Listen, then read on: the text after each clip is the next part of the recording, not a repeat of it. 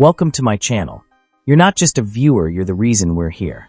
If everyone who watches subscribes, we'll build an awesome community. Your support drives us, without it we're nothing. So hit subscribe, and let's make something incredible together. Thank you, let's dive in. The stone walls of the trial chamber press in on Joan dark, their chill seeping into her bones. She kneels, wrists bound with rough rope, her short hair matted with sweat and dirt. At 19 she looks small, fragile even, but her eyes burn with something unyielding. Around her men in dark robes whisper their words sharp and accusing.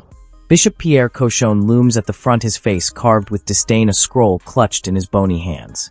"You stand accused of heresy," he says, his voice echoing off the walls. "You claim God spoke to you, sent you to lead armies. Speak now, tell us of these visions, or the flames will claim you." Joan lifts her head, her voice steady despite the tremor in her chest. "I'll say what he lets me. Ask your questions, but I won't turn from him." An English soldier in the corner slams his fist against the stone. "She's a witch. She twists battles with her tricks. End her now." The bishop silences him with a glare, but Joan's mind drifts. The soldier's shout fades, replaced by a softer sound, a boy's voice calling her name. She closes her eyes, and the cold cell melts away. She's back in Domremy, where it all began.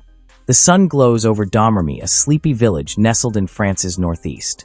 Joan, a girl of barely 12, skips toward the church, her bare feet, leaving prints in the dusty path. It's her third visit today, and the priest, a thin man with weary eyes, groans as she slips into the confession room. "Joan d'Arc, you again?" he asks, pinching the bridge of his nose. "What's the terrible sin this time?" She shifts, her hands twisting together. "I gave Papa's shoes to a poor man. Didn't ask him first." The priest's lips twitch into a half-smile. "That's kindness, not a sin. Why do you keep coming here, child? 3 times today already." Joan glances at the wooden cross hanging above, its shadow stretching across the floor. "I feel safe here," she says softly. Then quieter. "And he talks to me." The priest leans closer, his curiosity piqued. "Who?" "A boy," she murmurs. "He tells me to help people, to take care of myself." The priest studies her, then nods slowly. "Listen to him, Joan. Maybe he's a blessing." Later she bounds out of the church, her heart light. She runs through the field's tall grass, brushing her legs, and throws herself down a hill, rolling and laughing. The sky stretches wide above her, blue and endless, and she feels alive, untouchable. Then a voice cuts through her joy, soft, familiar. "Joan." She sits up, blinking. Beside her, half hidden in the grass, lies a sword, its blade catching the sunlight. She picks it up, more curious than afraid, and points it to the sky still sprawled on her back. The world shifts. The sun vanishes, and she's in a forest dark and thick with shadows. The air feels heavy, wrong. Hooves pound the earth. Soldiers on horseback tear through the trees, their shouts sharp and foreign. Then she sees them, black wolves, eyes glinting, racing toward her. Her heart thuds, but she follows, the sword dragging in her small hands. They lead her back to Domremy, or what's left of it. Flames devour the village, smoke choking the sky. Bodies litter the ground, wolves tearing at them. Joan stumbles toward home, her breath ragged. Inside, her sister Catherine grabs her, face pale. "The English," she whispers. "They're burning everything." Before Joan can speak, Catherine shoves her into a cramped room, barring the door. Through a crack, Joan watches, frozen, as a soldier bursts in. His sword flashes, and Catherine crumples, blood spreading beneath her. Then he falls on her, a brutal act Joan can't unsee. She bites her fist to keep from screaming, tears streaming down her face. When the soldiers leave, the survivors gather, digging graves in silence. Joan kneels by Catherine's, her hands clawing the dirt. 2 distant relatives take her away, feeding her, giving her a bed. But the next day she demands a priest. They bring her to one, an old man with gentle eyes. "I want the English dead," she says, her voice raw. "They took her." He sighs. "God asks us to forgive, Joan.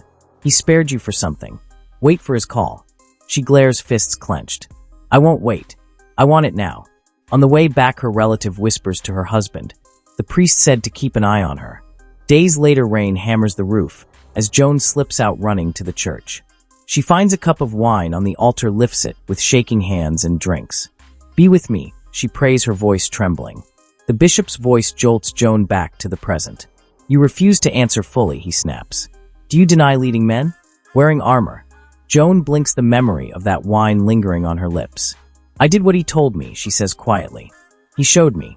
The English soldier growls, "She's no holy maid. She's a fraud." Joan's thoughts slip again to Chinon, to the day she faced a king. The Maiden's Call. Years after Domremy ashes, a rider gallops into Chinon, dust swirling behind him. He delivers a letter to Charles VII, the uncrowned king, his hands trembling. The Maiden of Lorraine comes tomorrow, he says. She wants an army to fight the English. Charles's advisors bristle. A trick, one hisses. Don't see her. But Charles, pale and unsure, wavers. Yolande of Aragon, his mother-in-law, nods. If she's from God, you'll know. You've a good eye for truth. The palace buzzes the next day, tense with anticipation. Charles sets a trap. He'll blend into the crowd, letting Jean Dolan take the throne. If she's divine, she'll see through it. If she's a killer, she'll strike the wrong man. Joan steps in, older now, her face lined with resolve, but her steps hesitant. She glances at Dolan, then shakes her head. Not him, she says. She moves through the crowd, stopping before Charles. She hugs him, startling the room. I've a message from God, she whispers. Alone. In a small chamber, she kneels. I saw him, she says. He told me I'd save France and crown you. Charles stares, caught between doubt and hope. The next day, his counselors mutter. Test her virginity, they urge. She claims purity. Charles agrees, and a woman examines Joan. She's a virgin, she announces, smirking at Yolanda's glee. Soon Joan dons armor, grips a banner, mounts a horse, and leads an army toward Orleans. They meet Lord Dunois, Charles's half-brother, near a hungry town. Your food goes to my people first, he says. Joan nods, and they deliver it. Villagers cheer her, their voices rising like a hymn. In Dunois' tavern, she shares God's plan. Offer the English peace. If they refuse, we take the Tourelle. Dunois frowns. It's unbreakable. They'll hit us from the north anyway. Joan's eyes flash. You doubt me because I'm a girl? She grabs a knife, cuts her hair short, and glares. Write their last chance. Jean drafts the letter, sending it across the river by night. The English scoff. We won't bend. Morning dawns with chaos. French and English clash without her.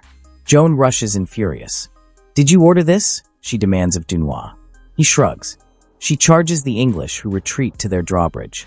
As it rises, she leaps, cuts the ropes, and her men surge across. They win, and Dunois claps her back. Next. Orleans, she says. A bigger army. God promises more. In the trial chamber, the bishop slams his scroll down. You admit it then, battle defiance. Speak. Joan's voice is soft. I followed him. I had to. Her mind reels back to Orleans, to the Tourelle's blood-soaked walls. At the Tourelle, Joan's army storms the towering walls, her banner high. But English artillery rains down, tearing through her men. God's with us, she shouts, scaling a ladder as voices scream her back. An arrow strikes her chest, and she falls, blood pooling. The English cheer, her men flee. Jean holds her, tears falling. Keep fighting, she gasps. They force her down, awaiting a physician. She fades, dreaming of Catherine. Her sister's cries, the soldiers' cruelty. She wakes to English taunts ringing through the trees. Alive, she staggers to her men. Raise the Tourelle again. They obey, baffled, using it to smash the English walls. Gilles de Rice takes an arrow meant for her, and Dunois burns their gate. Victory comes, but Joan's heart sinks at the cost. Too much death, she whispers. We need a priest. Later, facing a massive English force across a field, she walks alone. God says leave or die, she tells them. They hesitate, then retreat. France celebrates, and Charles is crowned. But Paris beckons, and her men falter. Gilles begs retreat. No reinforcements arrive. Charles, now king, chooses words over war. Joan rages, fights on, and falls to Burgundian hands. In her cell, the bishop offers mercy. Sign a paper, confess live. Joan, unable to read, marks it, unaware it brands her a liar. Guards tear her dress, forcing men's clothes on her. King Henry cries witchcraft, demanding her death. Alone, Joan whispers to the dark, her conscience maybe. I saw what I wanted.